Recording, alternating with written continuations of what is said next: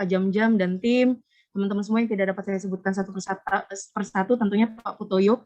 Alhamdulillah kita dari mulai vaksinasi awal sampai PTM semua dari awal itu kita kawal bareng Pak Putoyo, kami dan juga dari dari Kementerian Agama ya, Kanwil Kemenak itu dari bagian madrasah dan pesantren.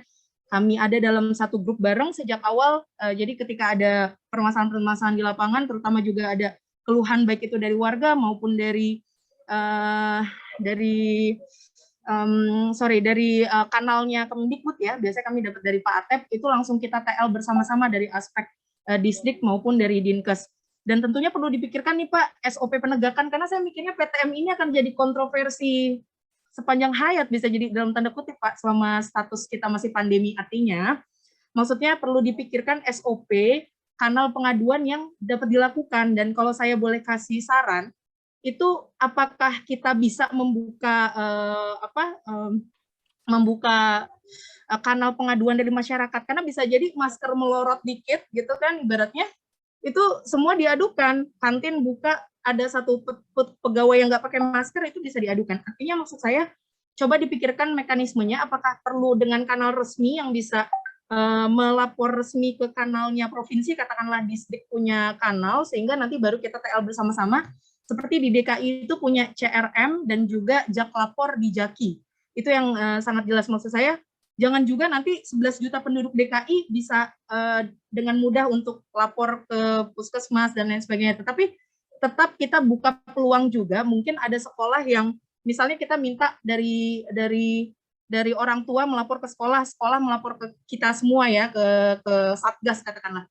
Tapi mungkin ada peluang sekolah tidak melaporkan, abai dan lain sebagainya. Ini yang perlu dikasih kanal gitu bagi masyarakat. Intinya saya menganggap ini akan seperti pelanggaran lalu lintas dalam tanda kutip. Kita berharap tidak ada yang melanggar, tetapi perlu berpikir yang terburuk. Mungkin saja ada yang melanggar seperti itu. Saya sedikit menginfokan Pak kondisi di DKI. Singkat saja, tetapi ini adalah dasar kenapa Dinkes DKI dan Distrik DKI bisa kompak bilang ya sudah kita PTM-nya nggak usah tutup, sekolahnya bisa terus dilanjutkan. Intinya kita terus memantau kondisi di DKI Jakarta, walaupun memang positivity rate masih di kisaran 15%, kita perlu lebih mengevaluasi dengan adanya vaksinasi COVID yang cakupan boosternya sudah di 65%, itu apakah angka positivity rate itu di bawah 5% masih sangat ideal. Artinya kita yang sangat penting untuk dilihat adalah case fatality rate, BOR, dan juga case fatality rate, BOR, dan positivity rate itu sendiri.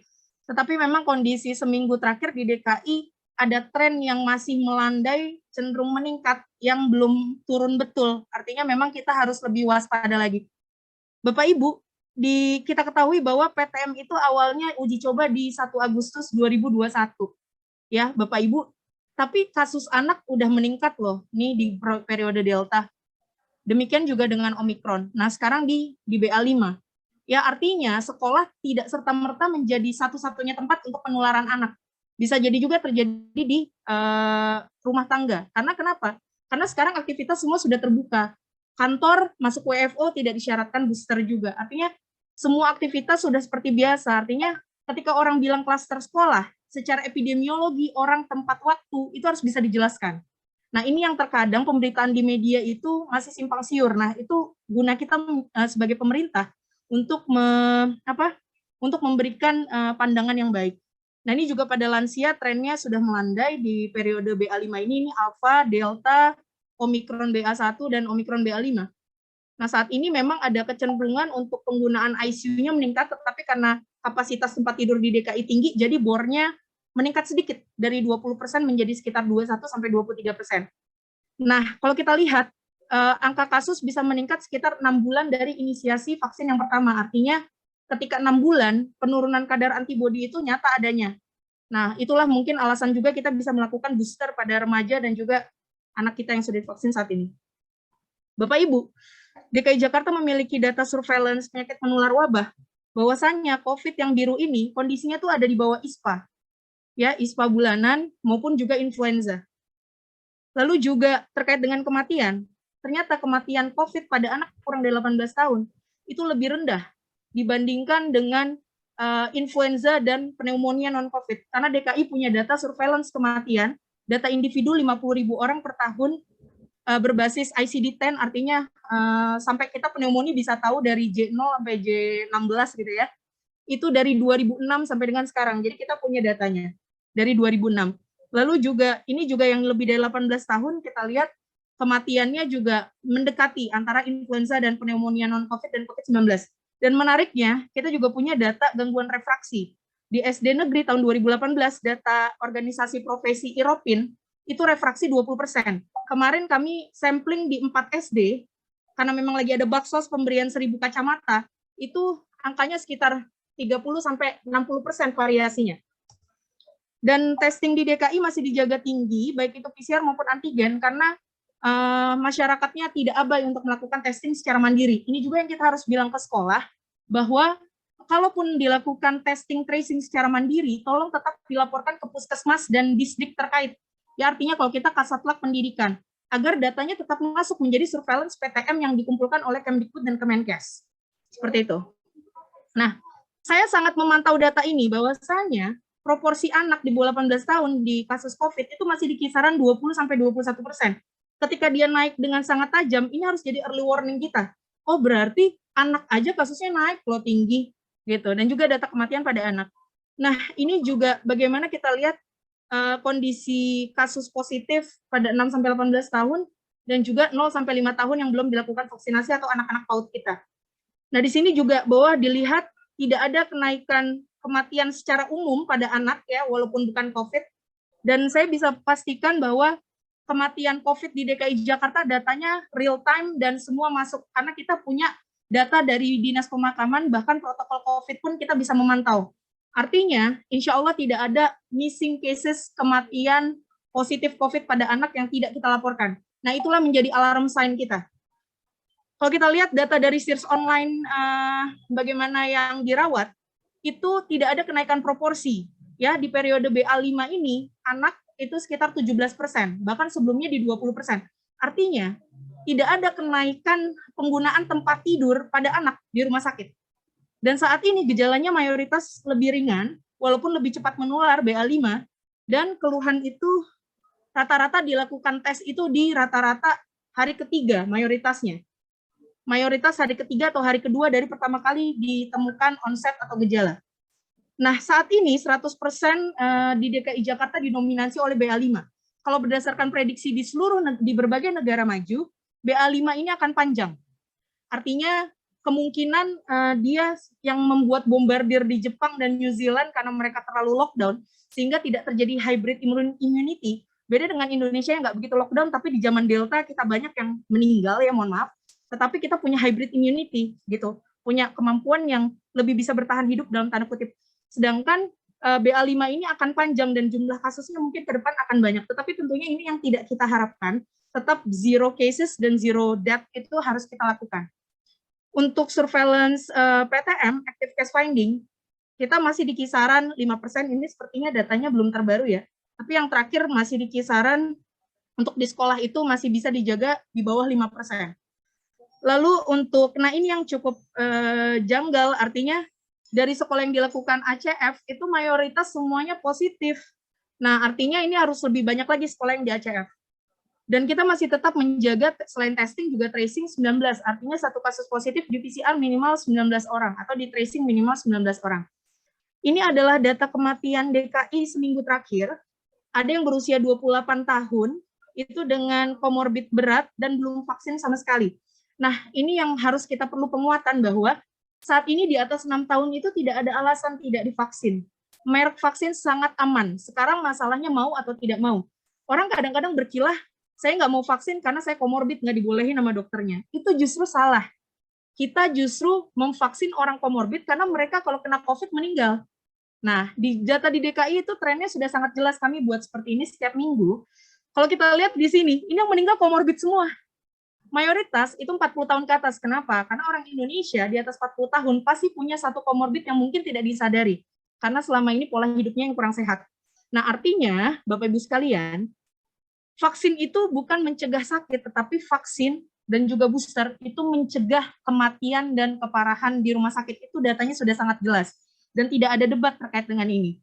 Artinya, Bapak Ibu, kalau kita mau menciptakan sekolah PTM yang aman, apalagi pada anak-anak kita yang punya komorbid, dan juga nanti dia akan bertemu dengan lansia, para nenek kakeknya, kalau bisa kita pastikan betul, semua usia di atas 6 tahun, peserta didik, warga satuan pendidikan, itu sudah vaksin lengkap, dan keluarganya juga sudah divaksin lengkap. Itu baru kita insya Allah benar-benar sangat, merasa aman. Nah, ini data penting. Dari data DKI, ternyata anak-anak yang meninggal itu adalah kemungkinan balita, ya paling banyak adalah balita, bergejala, dan memiliki komorbid, minimal 1 komorbid. Bahkan kalau lebih dari 1 komorbid lebih bahaya. Artinya Bapak Ibu, kita harus melindungi mereka. Anak-anak balita, PAUD, yang juga memiliki komorbid. Nah, ini harus di-treat khusus. Kalau mereka punya gejala, langsung PCR. Kalau misalnya, kalau bisa di sekolahnya itu sudah dilakukan vaksinasi secara lengkap. Nah, ini data di DKI untuk kematian pada kasus positif, intinya adalah paling banyak itu komorbidnya adalah hipertensi, kanker, diabetes mellitus, gagal ginjal, jantung, obesitas, TBC, dan juga HIV. Dan juga tentunya belum vaksin COVID sama sekali, dan juga usia di atas 40 tahun. Itu adalah orang-orang yang harus kita lindungi. Kalau vaksinasi di DKI, ini yang anak masih 86% ya, ini harus banget dikejar, harus bisa 100%. Nah, remaja cenderung sudah bagus, makanya angka kematiannya juga rendah. Dan kalau kita lihat kasus di DKI, case fatality rate-nya 0,16%, artinya dari 1.000 kasus ada 16 orang yang meninggal. Dan data MISC ini adalah data long COVID pada anak. Memang DKI nggak punya datanya, kita lagi mencoba untuk mengumpulkan. Tetapi kalau lihat dari data CDC Amerika, MISC atau long COVID pada anak, peradangan sesudah terkena COVID ya, itu sekitar 1-2 kasus per 100.000 kasus positif. Dan juga ini yang perlu saya sampaikan di sini adalah, jika diperlukan percepatan booster pada remaja, kalau perlu dilakukan booster pada remaja, dan juga pada lansia. Saat ini kan booster kedua baru pada nakes, harapannya juga pada lansia nantinya, karena di atas 6 bulan sudah menurun kadar antibodi, dan booster itu kami harapkan pada remaja bisa dimulai juga, jika diperkenankan. Seperti itu. Lalu juga kita lihat bahwa proporsi anak masih tetap, hospitalisasi anak juga tidak meningkat. Lalu juga ini usulan perbaikannya, di mana saat ini kita harus lebih menyederhanakan bahasa prokes, karena masyarakat itu udah cukup pusing dengan 2,5 tahun ini. Jadi kita bisa sederhanakan menjadi masker, ventilasi, vaksinasi. Jelas, cegah sakit dengan masker dan ventilasi. Vaksinasi itu tidak mencegah sakit, karena dari berbagai data di dunia, orang sudah kena berkali-kali, ditambah booster 4 kali pun, masih bisa kena BA5. Artinya apa? Tetap yang utama mencegah sakit itu masker dan ventilasi. Nah, kalau kita lagi di sekolah yang ber-AC, artinya ketika makan bersama terutama ya, sebisa mungkin tidak ada makan bersama. Kalau ada makan bersama, kaca dan juga pintu itu dibuka. Pertukaran udara, sirkulasi harus ada. Artinya walaupun kelasnya ber-AC, tetap harus sesekali kacanya dibuka. Apalagi SD negeri, itu kalau bisa engselnya engsel yang ke kanan kiri, bukan yang ke atas bawah cuma sedikit. Kalau kanan kiri kan bisa dibuka benar-benar mengandalkan angin sepoi-sepoi gitu ya. Nah, itu lebih bagus lagi. Jadi kita kampanye aktif lagi penggunaan masker dimanapun, kapanpun, indoor dan outdoor. Event keramaian terutama di atas 1.000 orang kalau bisa outdoor. Cegah sakit tadi sudah dilakukan, cegah kematian dengan booster. Nah, kenapa kematian di DKI masih tinggi? Walaupun capaian boosternya 65%, tapi lansianya baru 53%. Itu PR kami. Itu harus dikejar. Bagaimana caranya meningkatkan cakupan booster pada lansia? Lalu juga bagaimana kantor-kantor ini belum diwajibkan untuk booster? Juga penegakan peduli lindungi juga. Bagaimana di mall itu 1 orang yang scan, yang lainnya tanggung renteng semuanya pada ikutan. Lalu juga penyidakan lagi bersama Satpol PP, denda baik itu sosial maupun retribusi. Lalu juga lansia sebaiknya ataupun orang dengan komorbid tidak keluar atau ke daerah kerumunan. Juga kembali izin-izin event ya ini. Jadi maksud saya kegiatan-kegiatan yang wajib seperti kantor, sekolah itu bisa dilakukan. Tetapi yang sunah-sunahnya ini itu kalau bisa diminimalisir. Contoh ekskul, contoh organisasi, OSIS ya. kayak gitu. Walaupun saya tahu saya anak yang dari SD ikut OSIS, ikut pramuka gitu. Gimana sosialisasi itu sangat penting. Tetapi mungkin saat ini yang hal-hal yang nggak begitu wajib-wajib ini mungkin bisa dikurangin dulu. Apalagi kalau lagi ada kenaikan kasus. Juga ada data yang menyebutkan bahwa influenza, jadi Bapak Ibu mungkin sekarang lagi pancaroba juga ya iklim. Jadi orang gampang imunnya turun, batuk pilek. Baik anak gede maupun orang kecil, anak kecil. Nah, mungkin vaksin influenza setahun sekali itu bisa bermanfaat walaupun tidak gratis ya. Artinya bisa juga kita lakukan anjuran untuk melakukan vaksin influenza, apalagi sudah ada penelitian vaksin influenza dapat mengurangi keparahan dari COVID-19. Ini adalah penguatan Dinkes terhadap regulasi Disdik, bahwa di sini kami sampaikan bagaimana penguatan active case finding, testing, tracing di satuan pendidikan, itu harus dikencangkan. Juga termasuk bagaimana kontak erat itu melakukan entry test dan exit test pada hari ke-1 dan juga hari ke-5. Nah, ini juga mencapai minimal rasio kontak erat 1:15. Tadi DKI udah 1:19. Jadi, kalau tidak bisa 1:15 ya sekolah nggak bisa pede dong, tidak ditutup seperti itu kurang lebihnya. Lalu juga kontak erat dapat tetap diperbolehkan mengikuti kegiatan pembelajaran, tapi harus langsung pulang, tidak ekskul, tidak organisasi ya, menggunakan masker yang baik, dengan protokol kesehatan yang baik, lalu juga langsung pulang, tidak melakukan aktivitas tambahan, tidak berbagi makanan. Puskesmas bersama dengan satuan pendidikan melakukan analisis data kasus di wilayahnya, dan Vaskes memberikan vaksinasi bagi seluruh pendidik. Artinya ini kita sweeping lagi bagi yang belum mendapatkan vaksinasi itu sendiri. Nah, ini adalah slide terakhir saya, bahwa yang utama anak saya itu sama saya mungkin nggak sepenuhnya takut. Kalau gurunya, teachernya udah ngomong, nah artinya anak-anak itu mencontoh guru. Kalau guru nggak pakai masker, aku juga nggak mau pakai masker. Artinya bagaimana kita memperkuat lagi untuk guru dapat memberikan contoh, disegani anak, prokes masker dan ventilasi tadi. Lalu juga tadi balita bergejala dan komorbid ini kalau bisa pastikan sekelilingnya sudah divaksin dengan prokes yang baik dan juga penegakan diagnosis yang cepat. Lalu juga vaksinasi booster tadi untuk mencegah meninggal. Surveillance gejala ketat ini juga penting. Saya setuju tadi Pak Putoyo sampaikan, nggak akan ketinggalan pelajaran anak yang lagi sakit istirahat di rumah. Guru yang lagi sakit istirahat, insya Allah 3 hari aja recovery, kalau udah nggak ada gejala apa-apa bisa masuk. Tapi yang jelas testing COVID dulu, COVID-nya negatif atau enggak. Nah, ACF ini karena kami PCR-nya lagi terbatas untuk suspek dan kontak erat, ACF bisa dilakukan dengan antigen. Nah, kami sedang membuat data lama isolasi mandiri ini apakah masih perlu 10 hari. Artinya kita bisa melihat data konversi PCR dari positif ke negatif dengan varian BA5 yang baru ada sekarang. Itu apa iya masih butuh isolasinya selama 10 hari. Saya rasa ini harus menjadi concern cukup besar juga bagi teman-teman di pusat dan juga Kemdikbud untuk mengevaluasi ke depannya untuk bagian dari new normalnya ya. Apakah anak yang positif COVID memang harus 10 hari isolasi dan lain sebagainya. Ini forum diskusi ya, belum menjadi regulasi tentunya. Terus juga yang paling penting tadi saya sampaikan, bagaimana kanal-kanal pengaduan dan juga SOP serta tindak lanjut yang cepat terhadap aduan tersebut. Karena yang sering beredar di medsos itu kan adalah sekolah acuh tak acuh, abai, puskesmas nggak tracing, dan lain sebagainya. Nah, ini yang harus kita sama-sama redam, dan kita sama-sama cari jalan keluar yang paling efektif, efisien. Kita juga jangan sampai semua aduan nanti masuk via kanal puskesmas katakanlah, atau disdik katakanlah.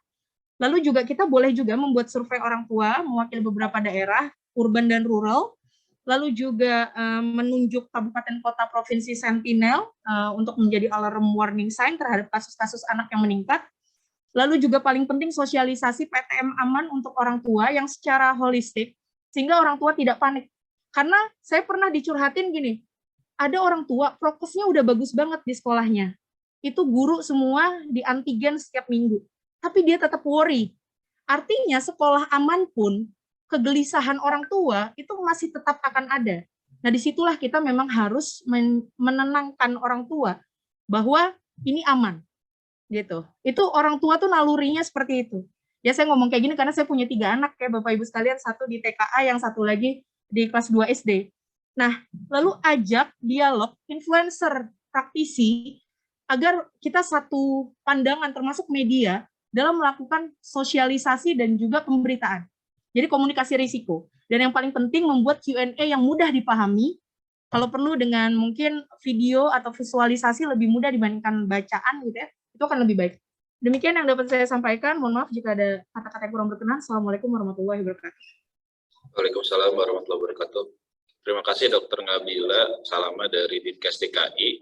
Ini cukup komprehensif tadi ya, basis data, surveillance-nya, kemudian juga perbandingan dengan penyakit lain gitu ya, penyakit menular lainnya, dan yang dampaknya ke anak seperti apa terhadap angka kesakitan, angka kematian. Bahkan juga tadi disampaikan sudah melihat beberapa masukan-masukan yang sangat konstruktif bagi kami. Mungkin izin konfirmasi mungkin Dr. Nabila di SM Mendikbud terakhir penghentian sementara untuk isolasi yang rombel itu kita sekurang-kurangnya 7 hari kita sudah tetapkan. Jadi meskipun tata laksana COVID-nya masih 10 hari, tapi pada 7 hari kami sudah bisa membolehkan sekolah untuk bisa membuka kembali tatap muka, tentunya dengan exit test ya, dengan exit test, hasil exit test negatif. Itu sudah ditetapkan dengan surat edaran Mendikbudristek, artinya sudah bisa dilaksanakan oleh seluruh satuan pendidikan. Jadi 7 hari sudah bisa kembali, dan ketika itu memang rombelnya yang secara umum ditutup ya. Tapi kalau secara masing-masing pribadi tadi disampaikan 3 hari, bahkan ya sudah bisa kalau misalkan 5 hari kalau sudah tidak ada negatif, tidak ada gejala, kemudian juga hasil exit testnya negatif, itu sudah bisa kembali ke sekolah. Terima kasih tadi masukannya. Tentunya mungkin kami izin mengklarifikasi sedikit terkait dengan yang tadi kanal pengaduannya.